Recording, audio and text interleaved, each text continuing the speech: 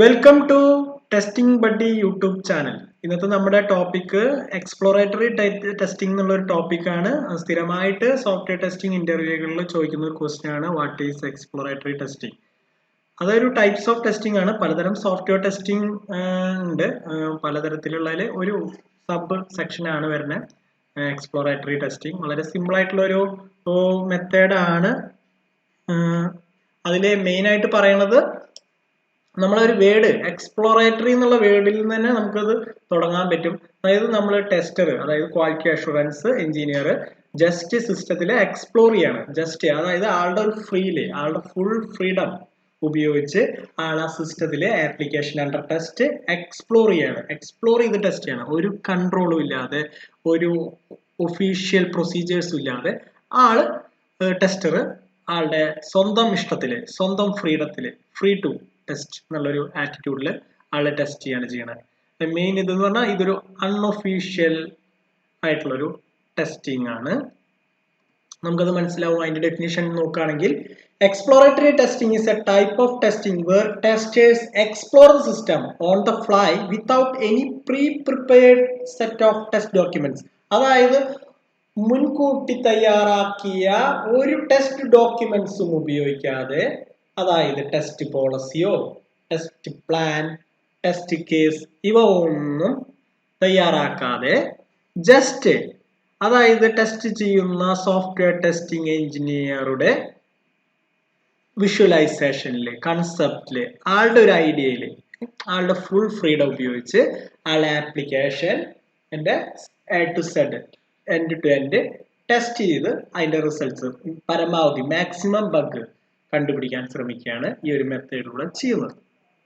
നമുക്ക് നോക്കാം. It gives testers full freedom of what to test and how to test.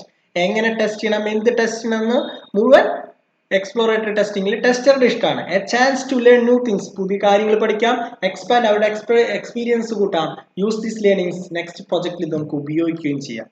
ഇതിന്റെ advantage എന്ന് പറയുന്നത് വളരെ കുറച്ച് സമയം മതി. കാരണം എന്താ, നമ്മൾ test policy, test plan, test case ഇവയൊന്നും പ്രിപ്പയർ ചെയ്ത് സമയം കളയേണ്ടി വരുന്നില്ല. ക്രിട്ടിക്കൽ ബഗ്സ് നമുക്ക് മുൻകൂട്ടി കണ്ടുപിടിക്കാൻ പറ്റും.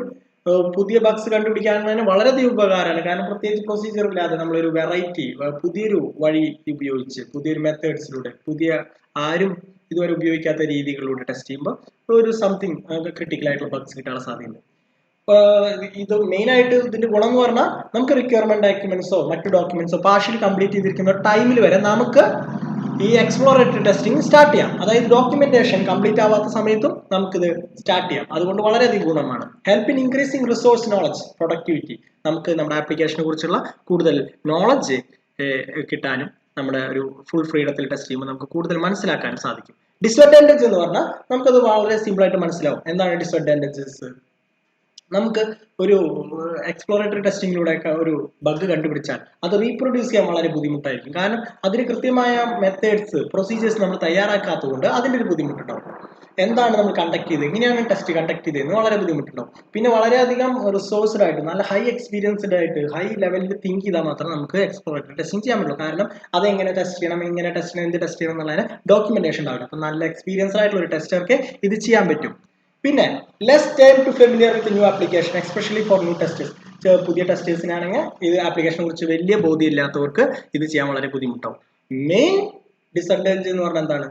Difficult to reproduce the bug. കണ്ടെത്തിയ ബഗ്, ഇങ്ങനെ എക്സ്പ്ലോറേറ്ററി ടെസ്റ്റിംഗിലൂടെ കണ്ടെത്തിയ ബഗ് റീപ്രൊഡ്യൂസ് ചെയ്യാൻ വളരെ ബുദ്ധിമുട്ടാണ്. കാരണം നമ്മൾ ചെയ്യുമ്പോൾ അതിന് കൃത്യമായ സ്റ്റെപ്സോ പ്രൊസീജിയേഴ്സോ നമ്മൾ ഡോക്യുമെന്റ് ചെയ്തിട്ടുണ്ടാവില്ല. അപ്പൊ എങ്ങനെയാണ് ആ ബഗ് കണ്ടെത്തിയെന്ന് കണ്ടുപിടിക്കാൻ വളരെയധികം ബുദ്ധിമുട്ട് ഉണ്ടാവാറുണ്ട്. അപ്പൊ നമ്മൾ മെയിൻ ആയിട്ട് ഓർത്ത് വയ്ക്കുന്നത് എന്താണ്? എക്സ്പ്ലോറേറ്ററി ടെസ്റ്റിംഗ് പറഞ്ഞാൽ ജസ്റ്റ് എക്സ്പ്ലോർ ദ സിസ്റ്റം. ആരാണ്? സോഫ്റ്റ്വെയർ സ്വന്തം ഫ്രീഡം ഉപയോഗിച്ച്, ഫുൾ ഫ്രീഡം ഉപയോഗിച്ച് സിസ്റ്റം എക്സ്പ്ലോർ ചെയ്ത് ഒരുവിധ ഡോക്യുമെന്റേഷൻ ചെയ്യാതെ ഫ്രീ ആയിട്ട് ജസ്റ്റ് എക്സ്പ്ലോർ ചെയ്യാവുന്ന ഒരു അൺഒഫീഷ്യൽ ആയിട്ടുള്ള ടെസ്റ്റിംഗ് ടൈപ്പാണ് എന്ത്? Exploratory testing. ഇനി നമുക്ക് പറയാനുള്ളത്, നമ്മൾ ടെസ്റ്റിംഗ് ബഡ്ഡിയുടെ ടൈപ്പ് ആയിട്ടുള്ള കമ്പനികളുമായി നമ്മൾ for online training and certification നമ്മൾ ഈ പറയുന്ന നമ്പറിൽ വാട്സാപ്പ് ചെയ്ത് കോൺടാക്ട് ചെയ്യണമെങ്കിൽ നിങ്ങൾക്ക് online training, software testing assistance എല്ലാം ലഭിക്കുന്നതാണ്.